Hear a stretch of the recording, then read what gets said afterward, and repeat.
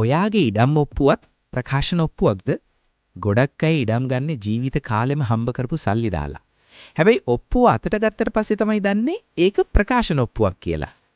ඇයි ගොඩක් අය මේ ඔප්පු වර්ගයට බය? ඇයි බැංකු වලින් මේවට ලෝන්ස් දෙන්න අදිමදි කරන්නේ? මොකද්ද මේ ප්‍රකාශන ඔප්පුවක් කියන්නේ?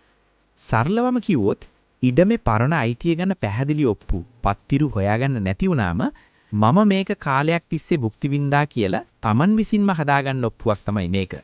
මේකෙදි කලින් අයිතිකරුවෙක්ගෙන් ඔබට ඉඩම පැවරීමක් සිද්ධ වෙන්නේ නැහැ. මේකේ තියෙන ලොකුම අවුල මොකද්ද? බැංකු ණය ප්‍රශ්න.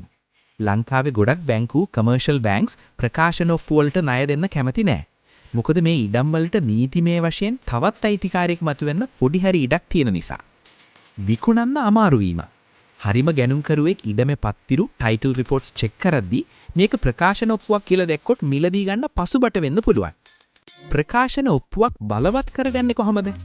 නීතියට අනුව ප්‍රිස්ක්‍රිප්ෂන් ඕඩිනන්ස් අනුව යම් ඉඩමක් අවුරුදු 10කට වඩා කාලයක් බාධාවකින් තොරව භුක්ති විඳම කාලා විරෝධී භුක්තිය ලැබෙනවා.